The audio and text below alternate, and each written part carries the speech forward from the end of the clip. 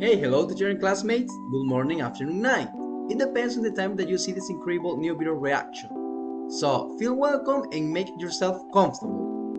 To begin with, let me tell you that in this new video reaction, my group and I will answer some questions related to the Prioress Tale, that is one of the 24 stories of the Canterbury's Tale, and which was written by Geoffrey Chaucer.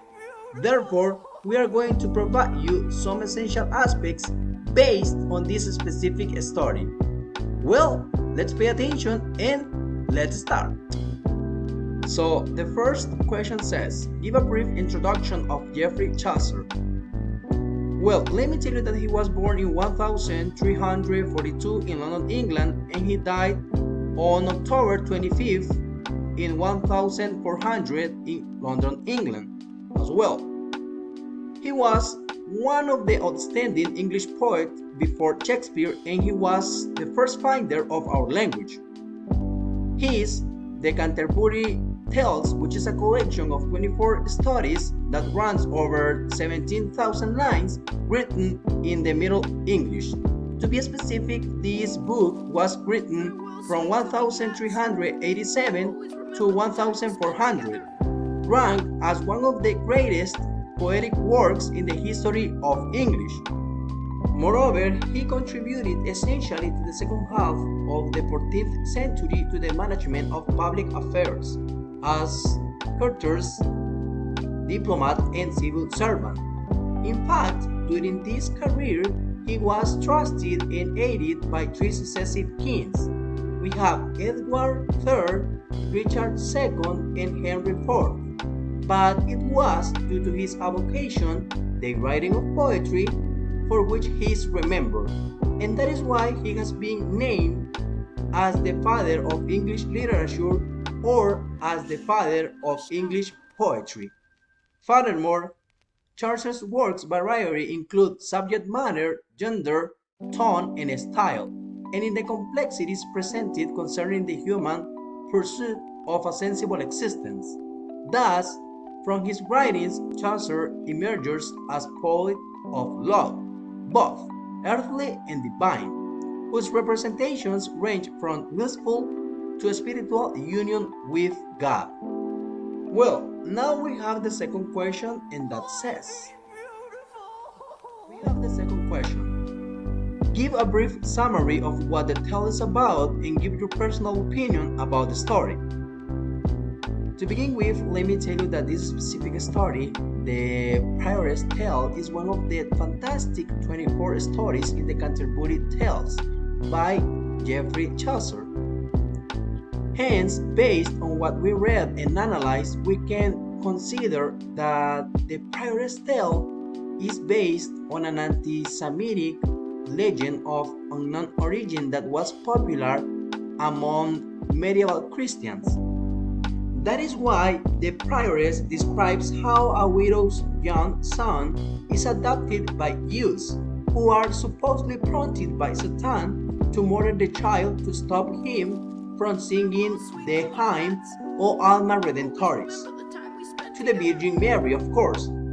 Then one of the Jews slits the boy's throat and casts his body into an open sewer. After some time, miraculously, the boy is still able to sing and dance until his mom and a group of Christians find him. Therefore, a provost condemns the guilty Jews to be executed, and before he dies, the boy explains how incredible the Virgin Mary enabled him to continue singing after his throat was slit. Hence, the Prioress Tale shows the power of the meek and the poor who trust in Christ. Thus, the Prioress is a devoted and meek Christian lady, at least as she understands herself. And she begins by offering a prayer to Christ and especially to the Virgin Mary. The gist of which is that because the Prioress is herself like a child, and the Virgin must help her with his study in her honor. So that, thanks to this story, to the Prioress Tale, we can notice how important how vital, how crucial, and how essential is to trust in God and in Virgin Mary. Because if we trust in them, we are going to get ahead no matter what. Because we are going to be grateful and they are going to be grateful with us as well. Therefore, we have to be good humans and always trust in them as the widow's young son did it. All of this with the purpose to continue with their plans because they know the best for us. Thanks. Okay, so hello guys. In this moment, I will answer some questions about the book. One of them said, "Who are the main characters and what is their relevance to the history?"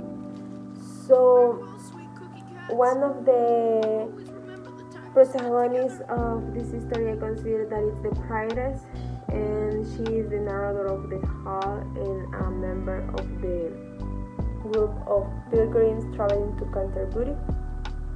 So, the prioress is represented as a character to concern with external appearance and manners. Her history reflects her religious devotion. Another protagonist is a young man who learns his mother's Christian faith from him. The relevance of the character lies in the tragic events that unfold, in this case a murder that takes place in a Jewish ghetto where the young man is brutally murdered by Jews for singing a Christian hymn. So this story reflects the anti-Semitic sentiments of the time and portrays the Jews' innocence and pity in contrast to the cruelty of his killers. So another question said, what is one of the protagonist's flaws or weakness according to your view? I consider that his weakness of him was his innocence and vulnerability of him, since they make him susceptible to the malicious action of others. His poor and blameless nature is contrasted with the cruelty he experienced at the hands of those who ultimately murdered him due to his anti-Semitic bias towards him. So that's all, guys, and thanks. Question number 5. What is the setting or context that the tale portrays? Okay, this tale took place in Asia in a Christian town. The name of the town is not mentioned in the tale, but it says that in there not only live Christian people, but also live a group of Jewish. The specific place in which these Jewish live have a name in the tale, and it was ghetto. They live isolated from the Christian people. They live apart in this ghetto. However, the Christian people used to walk through the street of this ghetto. Actually, the tale says that children use this street to go to school. Question number 6. What are the issues mentioned in the story about the conflict and how was it resolved? Okay, the main conflict of this tale of story is the murder of this boy. The tale says that the boy was killed by Jewish, and it says that the Jewish killed him because he used to walk on the street where they live in the ghetto, and while he was walking, he was singing a song that he wanted to dedicate it to the Virgin Mary in the Christmas day. And these people didn't like this song because they hate Christ, and that's why they decided to kill him. they hire a killer to eliminate this boy, and they put him in a latrine. But the conflict was solved when these people were punished. They received a punishment and they were hanged by the government in that place. And this is the resolution of the tale or the story. Alright, hello guys, I'm Leo. I'm gonna be working with some questions, and I wanna talk about the question number 7, which says that it describes basically if the author mentions any symbols in the story. And basically in this story, the first symbol I could identify was the song O Alma. And O Alma is a symbol that basically represents from the part of the child. He was singing O Alma, O Alma, O Alma all the time, and it represents his devotion for the Virgin Mary. It represents his love for Jesus Christ's mother, basically. And the same song, again, I would say it's a symbol. And you might be wondering, why you calling the same symbol again? Yes, because it represents also a miracle. Because in one part of the story, the child had his vocal cords ripped off, and he was not supposed to be able to sing. And by that moment, the child was still able to sing.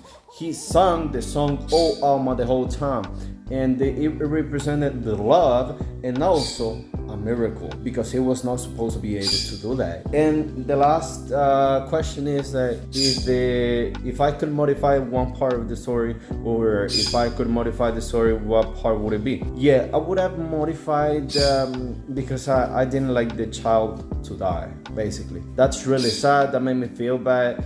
I would have expected the child with the little brain that he had in his mouth, the ones that was giving him the ability to sing, even though he had his vocal cords ripped off. I would have liked them to heal.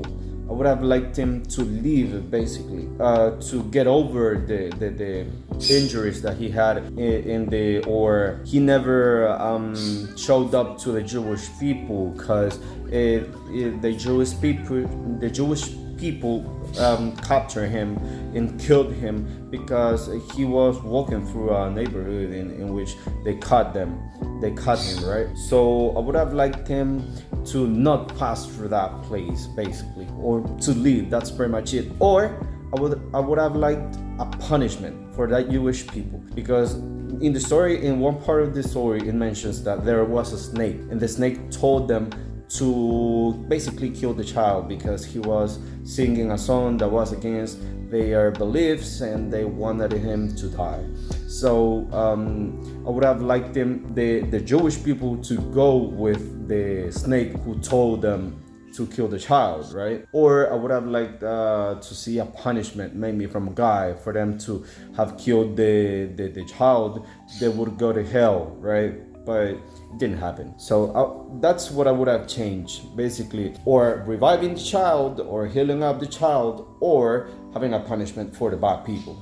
And that's it, pretty much it. I hope you guys enjoyed this video, and thanks for watching.